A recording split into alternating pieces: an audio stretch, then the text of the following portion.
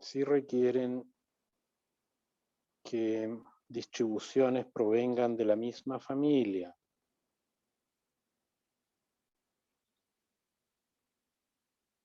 ¿Qué significa? No importa de la misma familia de distribución y que sean continuas.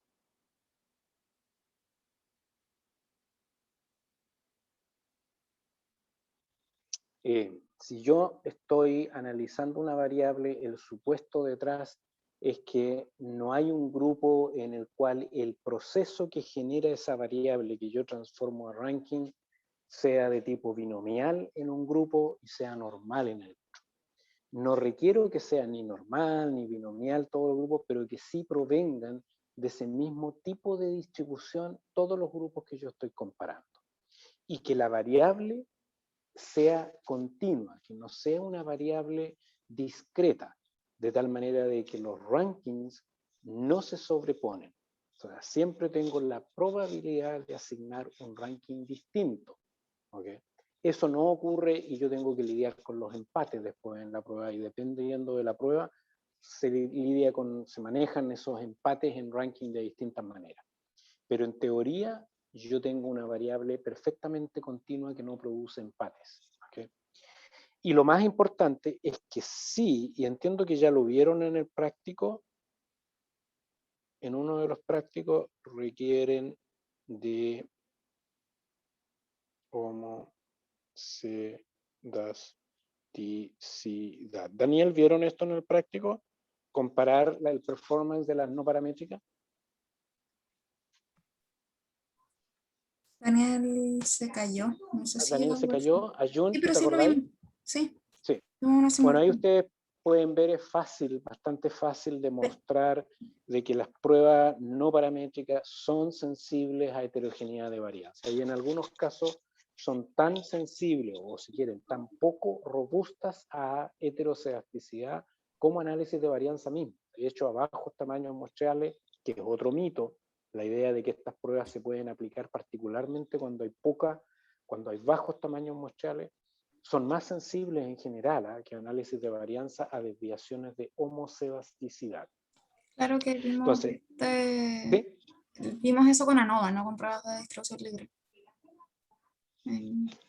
A mí me parecía que les había mostrado el Daniel dentro del mismo gráfico el ejemplo de Kruskal-Wallis, cómo se el performance de Kruskal-Wallis con las tasas de error tipo 1. Vimos Pero van a ver, y eso lo... Vimos ANOVA y ANOVA de Welch.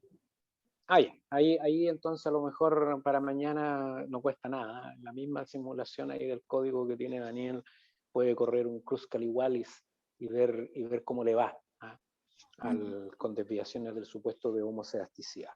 Entonces, eso ha sido alguno de los muchos mitos en relación a estas pruebas, de que no requieren de estos supuestos. Las pruebas lo que no requieren es que las distribuciones sean aproximadamente normales.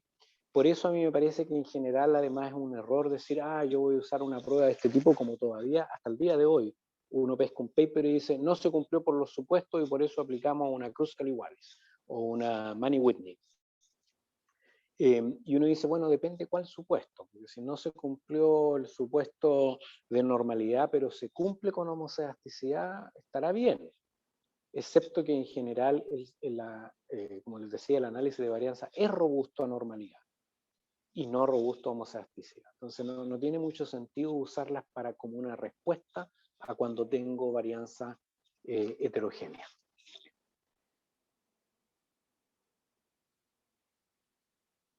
¿Qué más? Lo mejor es que les muestre aquí cómo funcionan un poquitito esto en mi página principal, así que voy a dejar de compartir aquí.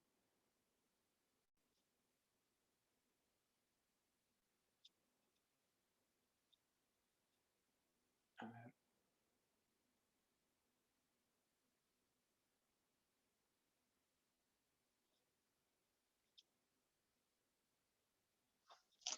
¿Cómo dejo de compartir ahí? Ahí, para que pongan, si ponen atención, les voy a compartir en mi pantalla de Sergio Navarrete, no Sergio Pizarrón. Les voy a, si me dejan, compartir pantalla a los chicos. ¿Puedo compartir pantalla? Sí, sí se puede. Sí. Ya, qué bueno. Ahí. Ya. Porque lo mejor es ver cómo funcionan y van a entender un poquitito la lógica de las pruebas. Estos son los resultados que están en los apuntes del mismo experimento de insectos, hasta donde recuerdo, en acuarios que están bajo dos tratamientos. Un tratamiento que aquí, ¿están viendo todos mi pantalla? Con una tablita. Sí se ve. Ya, perfecto. Aquí están el tratamiento 1 con los acuarios 1, 2, 3, 4, 5. Recuerden que estas son réplicas. Y el acuario 2, y el tratamiento 2 con las réplicas 1, 2, 3, 4, 5. Estos son promedio, porque en este diseño, si ustedes van a los apuntes, teníamos más de un insecto por acuario. Y este tipo de prueba de distribución libre, estoy yendo hacia atrás, no encuentro el dibujito del diseño, pero básicamente creo que había en el ejemplo 5 insectos en cada uno de estos acuarios. Entonces yo tengo un promedio al interior de cada acuario con una determinada varianza. Las pruebas de distribución libre, todas las estándar, las que yo conozco, no permiten diseños anidados, que nosotros vamos a ver una vez que empecemos con diseño. Entonces, yo voy a tener que hacer el análisis sobre un valor por acuario, el promedio de todos los individuos que estaban al interior. ¿Okay? Ese es el dato original y de esta distribución. ¿Cómo yo aplico?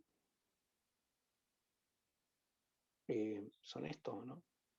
Así. ¿Cómo yo aplico el tratamiento del individuo? La prueba de Mann-Whitney, porque en estos son dos grupos, que va a ser igual a la de Wilcoxon.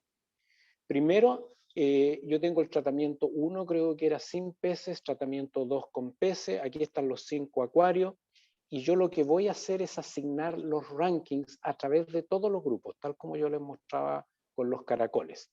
Entonces, aquí están asignados desde la mayor tasa de crecimiento a la menor tasa de crecimiento. ¿Okay?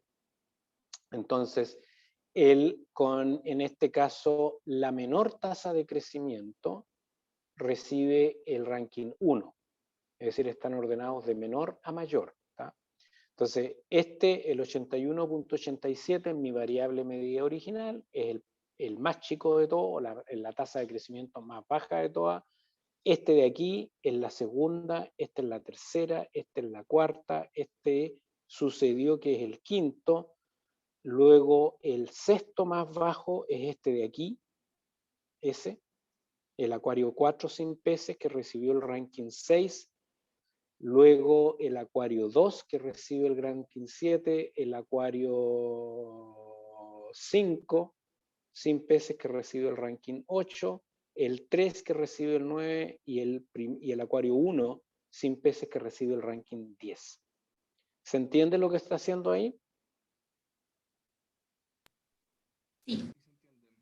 ¿Sí?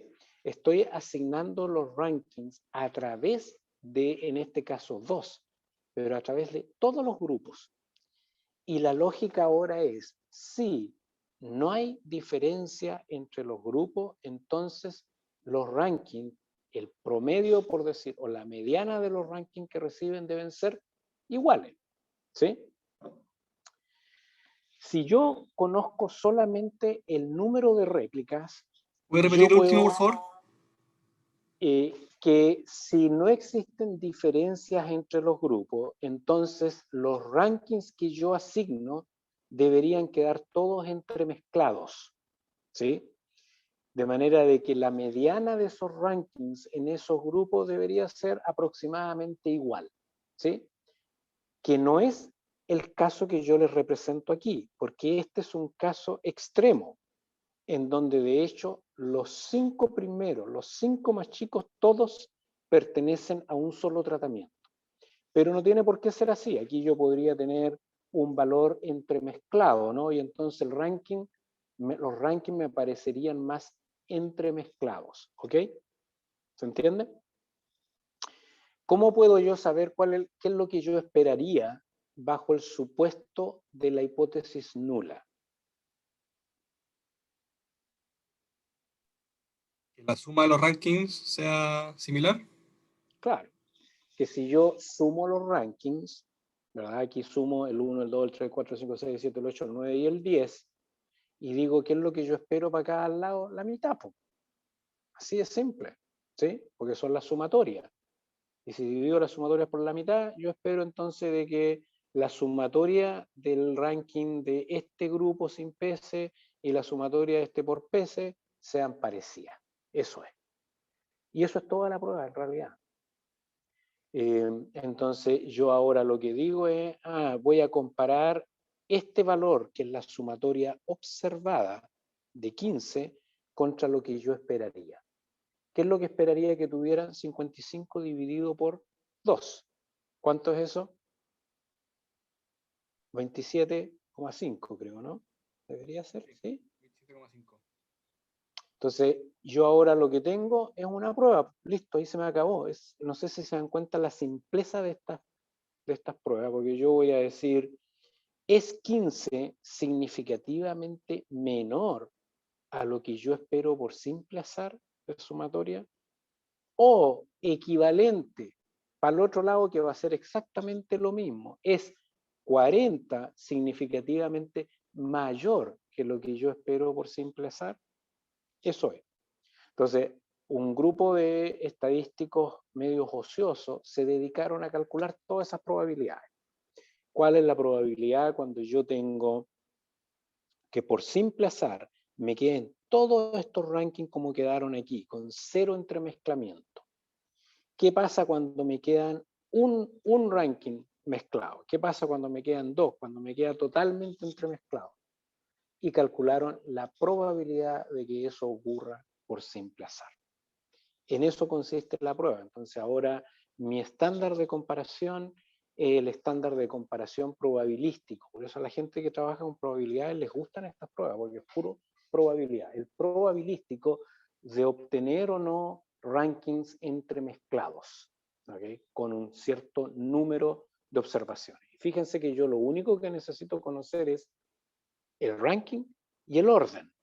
Ya no requiero la variable original para someter a prueba esa hipótesis de mediana usando las pruebas de distribución libre. ¿Sí? Que no logro entender el nexo que hay entre la suma de rankings y la mediana. No sé si me explico, porque lo que nosotros sometemos a prueba, la hipótesis nula es que la mediana sean iguales o la hipótesis alternativa que sean distintas. Sí. Pero no logro hacer el salto desde que la suma de rankings, que me queda claro, que a qué se refiere con eso, tenga relación o se pueda verificar esa hipótesis, se puede poner a prueba con esta suma de ranking. Con la mediana. Claro. Es que tienes la sumatoria de los rankings dentro de cada grupo. Entonces, si tus grupos son iguales, si no son iguales, lo tenéis que estandarizar. Va a ser igual nomás, pues tiene que correlacionarse nomás con tu mediana. Pues. No hay otra manera, ¿no? Lo podemos ver, mira, haz tus calculitos y vas a ver que tu mediana, si cambia la mediana, cambia tu sumatoria, cuando tenéis los mismos números de réplica. No pueden cambiar uno y no cambiar la sumatoria, ¿sí? Porque son rankings. Entonces, es equivalente, es la prueba, es la misma que establecer la mediana de un grupo versus la mediana del otro. Cuando yo tengo desbalance, tengo que compensar porque estoy trabajando con sumatoria. Y lo otro que yo hago, entonces, para someter a prueba esta hipótesis, como les digo, es que yo ahora comparo las sumatorias observadas contra la sumatoria esperada de esos rankings, ¿ok? Entonces, yo ahora voy a una tablita de probabilidades que me dice cuántas veces por simple azar yo obtengo una sumatoria de 40 cuando tengo un N de 5 en un diseño balanceado de dos grupos. Eso es lo que me dicen las tablas. ¿Qué pasa? Que las tablas no están directamente así, sino que son estandarizadas. Y son estandarizadas para por el número de grupos y grados para los distintos grupos. Entonces, lo que yo hago con esa sumatoria es calcular la U. Y las tablas con que yo comparo antiguamente, ahora ustedes van a tener la probabilidad exacta, son las famosas tablitas de U de Mann y Whitney. El primero que las produjo y de ahí viene esa U. ¿Sí? Estamos sobre la hora para el segundo recrédito, por si acaso. Ya. Entonces, esta estandarización de aquí ustedes van a ver en el práctico no es más que estandarizar la sumatoria, en este caso la M.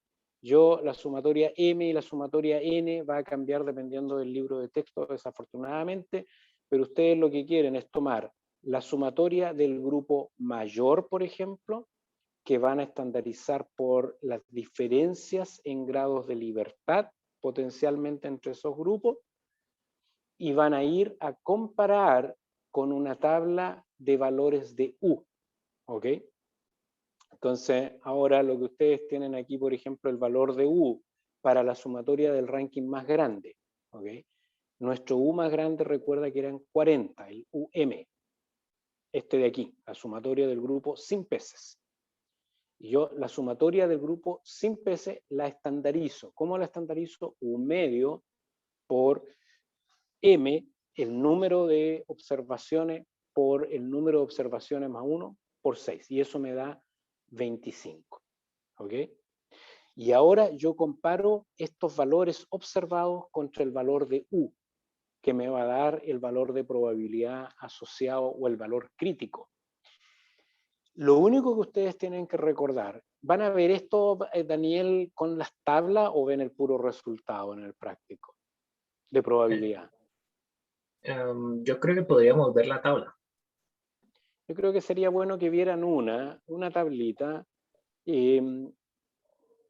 al menos por si un día, para que entiendan cómo funciona.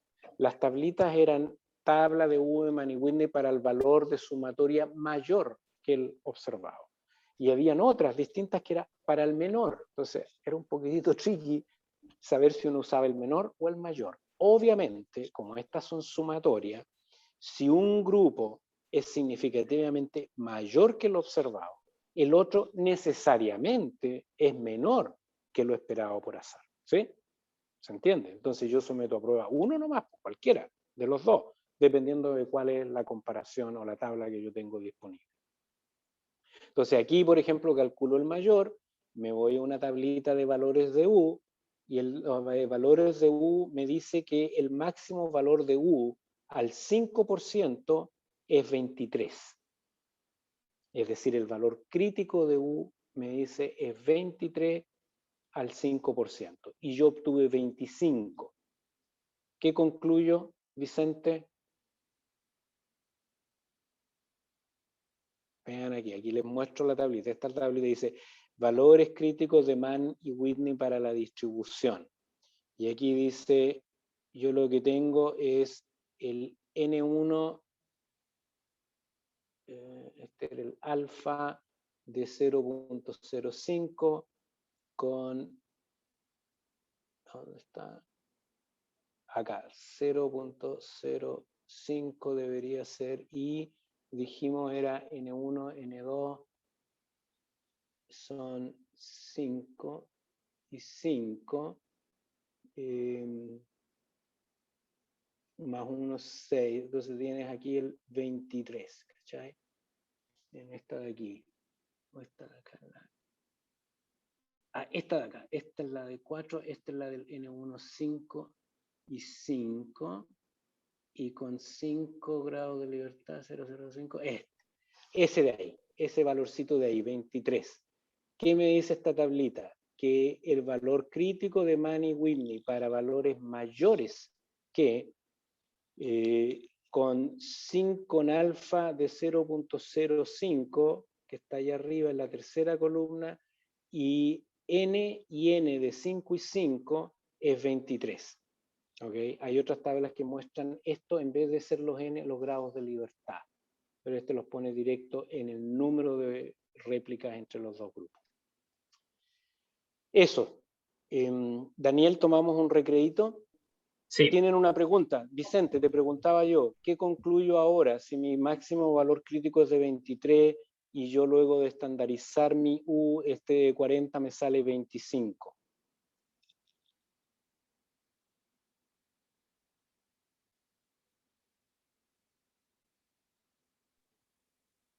¿O alguien, cualquiera, que no sea Vicente?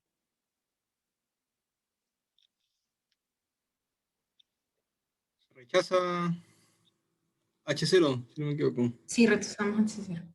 Rechazo Ahí H0. sale.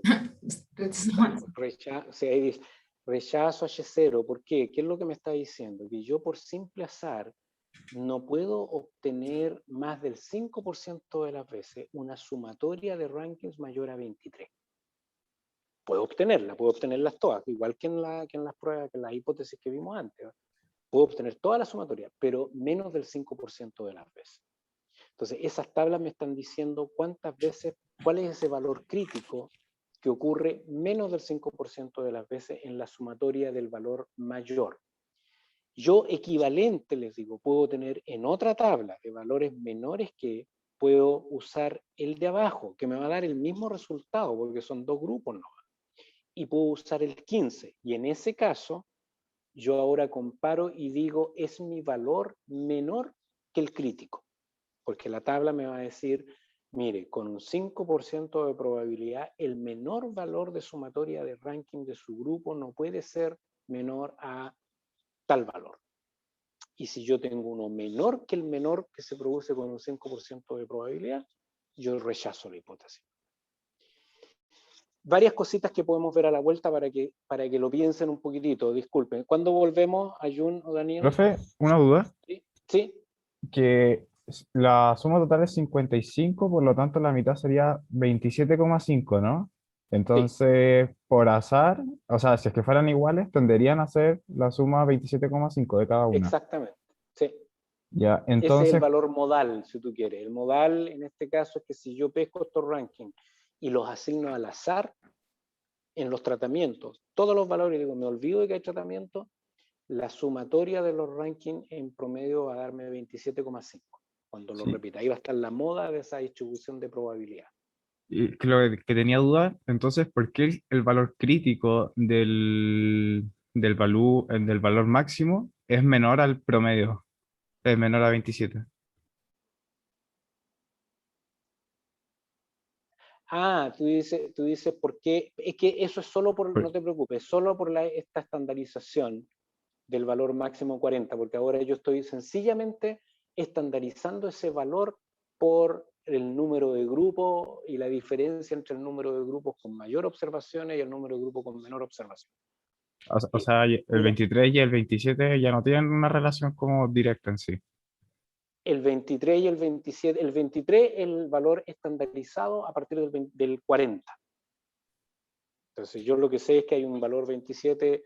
¿Qué pasa? Que en las tablas, yo por eso fíjate que he pensado no pasarle esta parte, que es cómo trabaja la prueba para poder tener una tabla en vez de tener millones de tablas para cada una de las combinatorias de diseños balanceados, desbalanceados, sumatorias grandes, sumatorias chicas. Entonces se estandariza por estos valores de U. Pero ese valor no es más que la estandarización de ese 40. Ya. Entonces ahora el valor estandarizado de U ya no es 27, un valor estandarizado de U menor, ¿se entiende? Sí, sí, sí, muchas gracias. Eso no, así que eso. ¿Volvemos cuándo? ¿A qué hora? ¿A las 6?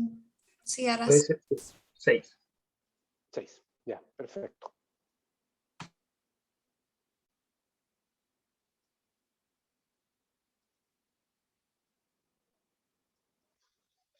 Bueno, ya, a ver si podemos terminar un poquitito con esta parte.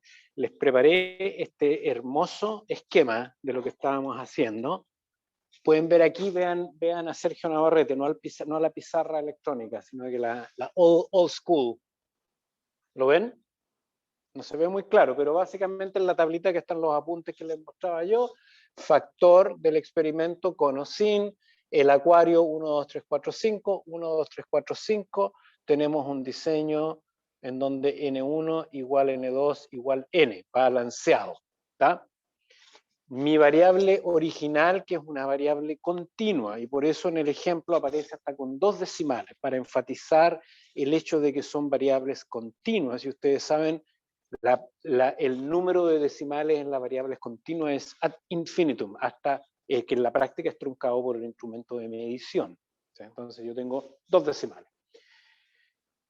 Luego, para poder aplicar la prueba, ¿qué es lo que yo tengo que hacer? Que a mí se me olvidó. Primero, establecer la hipótesis. Dijimos en estas cosas, las hipótesis, deberíamos recordar que no es exactamente una media, sino que más bien estoy evaluando algo más bien parecido a la mediana de la variable original, de 2 colas. No necesito en estas pruebas verificar de que haya distribución aproximadamente normal, tengo que suponer sí que vienen de una distribución similar las tasas de crecimiento, pero tengo que evaluar la hipótesis de homocedasticidad, es decir, esta hipótesis de que la varianza en la variable original sea similar a la varianza de un grupo, sea igual o similar a la varianza en el otro grupo. ¿Por qué? Porque cuando las varianzas son distintas, la asignación de rankings ya no es simétrica, a pesar de que las localizaciones sean similares. Y eso es obvio por la manera como funcionan los rankings, ¿no? Entonces, decíamos, las pruebas son dependientes del supuesto, no son insensitivas, no son robustas a desviaciones de homocedasticidad. Entonces, tengo que evaluarlo. Luego, transformo mis variables a rankings, y en este caso, en este ejemplo, sucede que están distribuidos de manera extrema. ¿Por qué extrema? Porque yo no tengo ningún acuario bajo el tratamiento con peces, todos estos son con peces, que haya crecido más que con el tratamiento sin peces. Todos crecieron menos, en todos los acuarios. Ahí me parece que lo estoy cortando. Ahí ven bien la pizarrón, ¿sí? Y ahí sí. Esto no va a pasar siempre. Yo podría perfectamente bien tener que, aquí por ejemplo, me sucedió un caso, voy a poner extremo, que este salió 105.01 y entonces este pasó a ser al tiro el 10, ¿sí? Y tengo que recalcular dónde queda, bueno, ese va a quedar como el 9, el 9, ahí tengo que calcular cuál es el 4, etc. ¿Está? Entonces, no es necesario que los rankings queden entremezclados, es solamente este ejemplo de resultados. ¿Qué pasa si los dos grupos en teoría tienen los mismos promedios y las mismas medianas? No hay, o en otras palabras, si no hay diferencia en localización entre estos grupos, son iguales, no hay ningún efecto, yo espero que estos valores que tengo aquí queden distribuidos al azar. Y con ello, con respecto a estas unidades, y con ello los rankings van a quedar distribuidos al azar. ¿Ok? Esa es un poco la manera como trabaja la prueba. ¿Qué es lo que yo puedo hacer? Sencillamente calcular la sumatoria de los rankings. Recuerden, Vicente o alguien preguntaba, es que no es igual a la mediana. Estos son todos valen 1. Entonces la sumatoria, si cambia la sumatoria, cambia la mediana. Porque no son valores que puedan tener valores distintos de 1, cada uno de esos. Todos suman igual. Entonces, yo calculo la sumatoria total, que es 55, y digo, si los rankings están entremezclados por igual y tengo dos grupos, entonces la sumatoria en estos dos grupos esperada de esos rankings va a ser 27,5. Y yo entonces puedo decir, si esta sumatoria observada en ese grupo es mayor que 27,5, hay evidencia de que ese grupo le tocaron los valores más grandes, ¿sí?, de esta variable respuesta. Entonces le tocaron así los rankings más grandes y por eso la sumatoria es mayor. Es decir, la mediana de ese grupo es mayor que la mediana del otro grupo. ¿Tá? Si tuviera 3 grupos, hago lo mismo y digo, el esperado es que cada uno de esos grupos, si son todos de igual tamaño muestreal, si es balanceado, que la sumatoria total dividida por 3 sea la esperada, la sumatoria esperada dentro de cada uno de esos 3 grupos. Y así por 4, 5 y 6. Trabajan más o menos igual todas. Y luego entonces yo, ¿qué es lo que estoy evaluando? Si este valor es significativamente mayor al 27.5 que yo espero por simple azar bajo un determinado nivel de significancia. Y esa tabla que yo les mostraba tenía para 1 o 2 colas y ese era el 1 y 2, que es una complicación adicional. Si esto es de 2 colas, yo busco entonces ese valor crítico, ¿ok? El resto yo podría no pasárselos en el curso. La U, el cálculo de la U está ahí para cuando ustedes tuvieran que hacerlo a mano. Lo que hace la U es estandarizar estos valores de sumatoria para ir a compararlos con una tabla.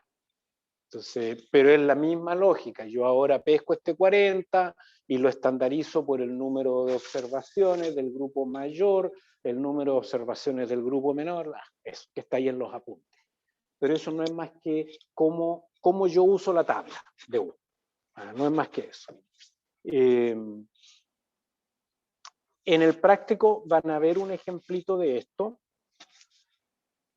para que aprendan a usarlo. Uno aprende un poco cómo funcionan.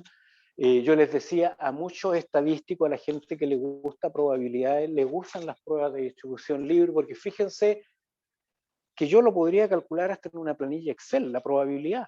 Si es cuestión de ponerse a jugar con todas las opciones, y cuando tengo pocas opciones, juego con esta, que es el caso extremo, me olvido de esto y puedo después decir, voy a combinar un ranking, y después combino el otro, y después el otro, y los mezclo. Y calculo cuántas veces eso puede ocurrir por simple azar. ¿Okay? Y eso, entonces, es relativamente atractivo y simple. Se dice que estas pruebas de distribución libre son menos sensibles a los outliers. Usted sabe que son outliers, algún valor extremo. ¿Qué piensan ustedes? Alguien que se desmutee. ¿Puede ser cierto o no es cierto? De mirar esto. Sí, yo creería que es cierto. Claro, porque fíjense si ustedes, si este outlier en vez de ser 104 es... Fuese 1000, igual claro, va a estar pues, en claro, 10. 1000, ¿cuánto puse? 0,4, 1004.3, va a seguir teniendo el mismo ranking. Entonces, eso es efectivo, las pruebas son menos sensibles a los outliers. Segundo, ¿por qué yo les decía que son poco sensibles al tamaño de efectos? ¿Lo pueden ver aquí? ¿Piensan ustedes que es cierto? Esto era 104, creo. Son menos sensibles al tamaño de efectos. ¿Recuerdan lo que es tamaño de efecto? ¿Cuánto difieren los grupos? La cantidad que medida en las unidades de la variable respuesta elevadas al cuadrado, y después si quieren ver el efecto lo estandarizan, sacan la raíz cuadrada de ese valor. ¿Recuerdan por qué? ¿Lo pueden ver aquí? Por la misma razón de por qué son menos sensibles a los outliers. Buenísimo, Javiera. Yo puedo pescar estos valores y multiplicarlos todos por 100. Creció 100 veces más, no un poquitito más, 100 veces más. Y eso tiene 0 impacto en el valor de probabilidad de la prueba. Porque los rankings no cambian. Los rankings van a seguir igual. ¿Cuál es el efecto? No es que esté totalmente independiente. El efecto que tiene es que la probabilidad, si es que el efecto es mayor, la probabilidad de que los rankings de las observaciones queden más entremezclados va a ser menor, menor y menor a medida que las diferencias sean más grandes. Pero es una correlación bien indirecta porque hay muchos resultados que dan la misma probabilidad de rechazar la hipótesis nula, a pesar de que las magnitudes de las diferencias puedan ser tremendamente distintas. Eso no ocurre con análisis de varianza. Dado un diseño estandarizado, con el mismo número de replicación e igual varianza o parecida, mayores diferencias de efectos necesariamente se traducen en una menor probabilidad de que ese resultado provenga de una distribución generada por la hipótesis. ¿Se entiende? Aquí no. Entonces, por eso es que yo les decía, estas pruebas ponen mucho más énfasis en el valor final de P que en la magnitud de los efectos. Cuesta más verlo. ¿Qué otra cosa que yo les iba a mostrar? Es que cuando yo hago esta prueba, el resultado de esta prueba de Udeman y Whitney, o de Kruskal-Wallis, se los voy a mencionar nomás aquí, está en los apuntes. Cuando uno va a esa tablita y ve, ahí él le dice que es significativo al 5%. Uno puede calcular, y que es lo que van a ver también en el práctico, el resultado exacto a través del programa sin tener que ir a mirar la tablita. Y aquí dice que la probabilidad es, hay distintas maneras de estandarizarlo, pero ahí dice 0.0122. 0.0122. ¿Qué les parece ese resultado?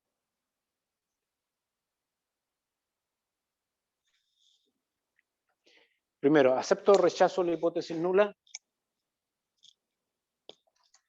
Rechazo la hipótesis nula, en eso no se preocupen, calcular el valor de probabilidad exacto a este resultado va a ser coincidente con usar una tabla, porque es el mismo valor crítico, ¿sí? Ahora ustedes están viendo el resultado e integrando la probabilidad a ese lado. Mi comentario es... de hecho, bueno, ya no importa cualquiera de eso, porque aquí hay una probabilidad de Z, pero también tengo un test de significancia 0.0335. ¿Qué les parece ese valor de probabilidad? Chico, alto. ¿Cuál, profe? El Este 0,05. 0.0122. Y de hecho, si yo lo hago con otra estandarización, sale 0.0335, porque no se preocupen, hay que estandarizar por la distribución de chi cuadrado. ¿Qué les parece ese valor de probabilidad asociado a ese resultado en particular? ¿Muy chico, muy grande como valor de P? Muy grande, Grande. ¿Por qué? porque la diferencia es como gigante. O sea, los dos Extremo. grupos están totalmente diferentes. De hecho, ese es el menor valor de probabilidad de P que yo puedo obtener con estos resultados. No hay otro. Porque aunque sea 100 veces más grande otro grupo, los rankings van a seguir igual. Todos los rankings de un grupo por arriba, de manera de que con réplicas igual a 5 y 2 grupos, no puedo obtener realmente probabilidades menores que esa. Aumentando el N, bajaría. Aumentando el N, ¿podría bajar el valor de P?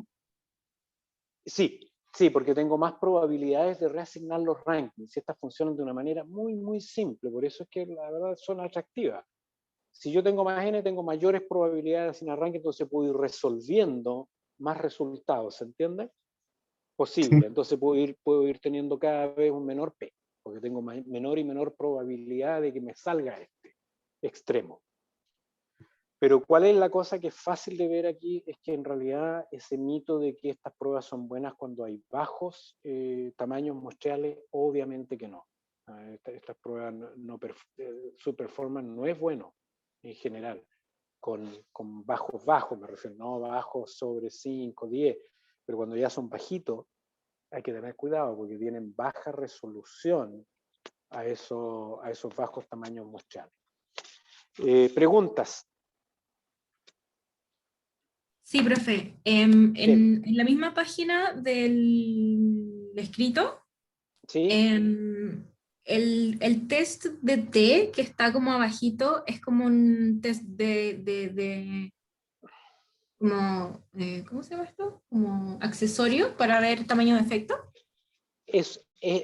Mira, lo que pasa es que la transformación esta es una manera de los scores de Wilcoxon. La probabilidad exacta depende de cómo yo transformo eso a valores de probabilidad continua. A mí me parece que esa prueba de abajo es la misma, pero es la Hotelling T. Por eso tiene una mayúscula. Pero la verdad, ¿quién preguntó? Javiera. Voy a averiguar, porque no me acuerdo bien del output. Este es el output de un programa en particular.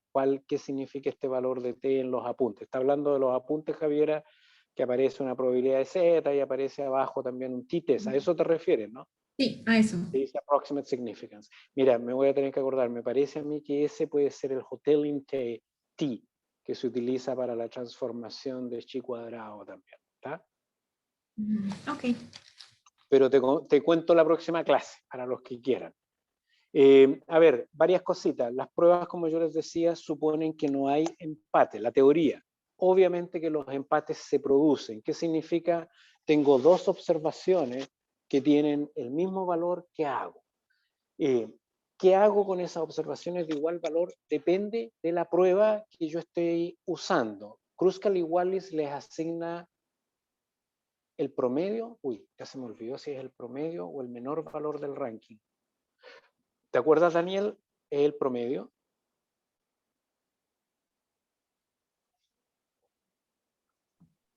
¿O alguien? Daniel parece que se desconectó.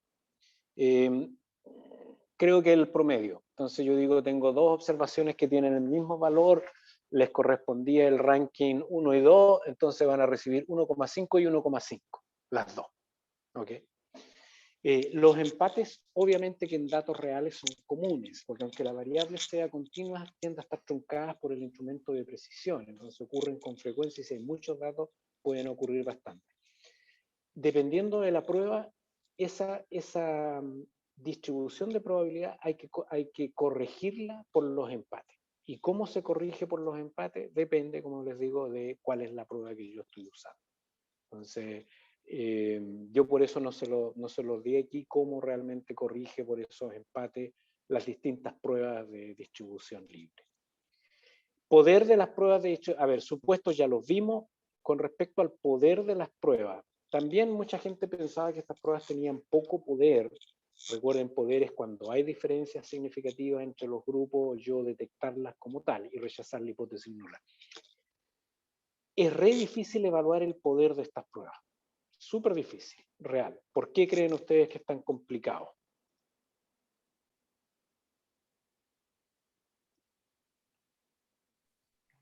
Porque no se puede ver un solapamiento de distribución.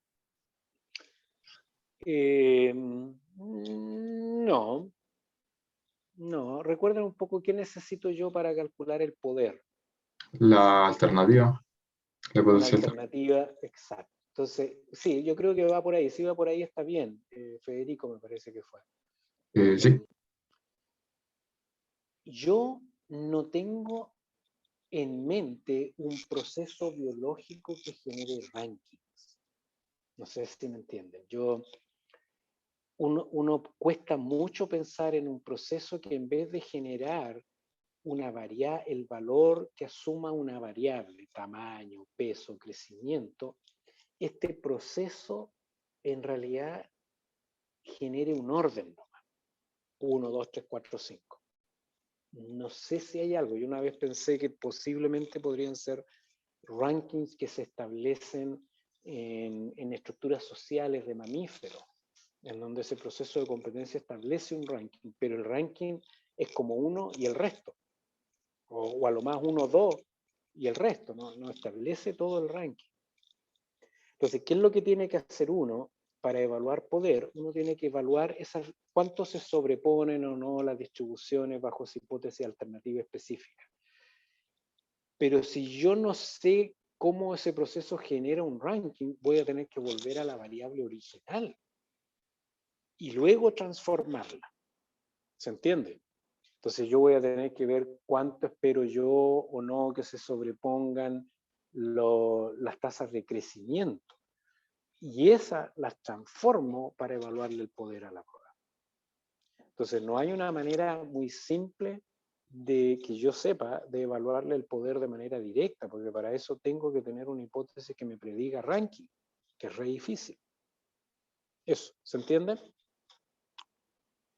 Bueno, cuando eso se hace y se genera la hipótesis y se transforma y uno ahora termina comparando un poquitito peras con manzanas porque estas son medianas, las otras eran las medias, en fin, y logra suponer lo que significa que para poder comparar con otras pruebas la distribución tenía que ser normal originalmente y homosedástica, el poder no es muy distinto. a las pruebas de análisis de varianza, cuando se cumple con los supuestos. No es tan distinto. ¿Ok? Preguntas.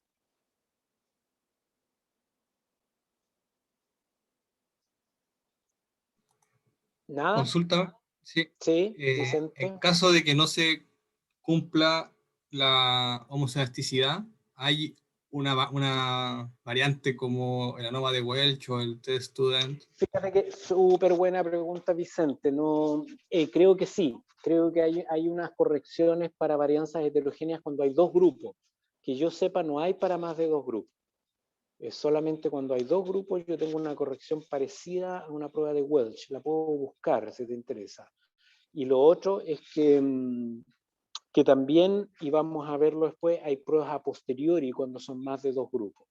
Que vamos a ver ahora en la próxima clase las pruebas a posteriori o de comparaciones múltiples. Pero estoy casi seguro de que hay una corrección para varianzas heterogéneas cuando hay dos grupos. ¿Preguntas? Está. Mejor nos iniciamos el próximo tópico, que es de comparaciones múltiples, y partimos la próxima. ¿Cuándo es la prueba, Ayun? La prueba es el 4 de mayo. O sea, nos queda una semana más de clase. Sí. Ya, perfecto. Así es que eso. Muchas gracias a todos. Chao, profe, nos vemos. Chao, chao. Que estén bien. Gracias por Igualmente. quedarse hasta ahora. Chao, profe. Chao, chao.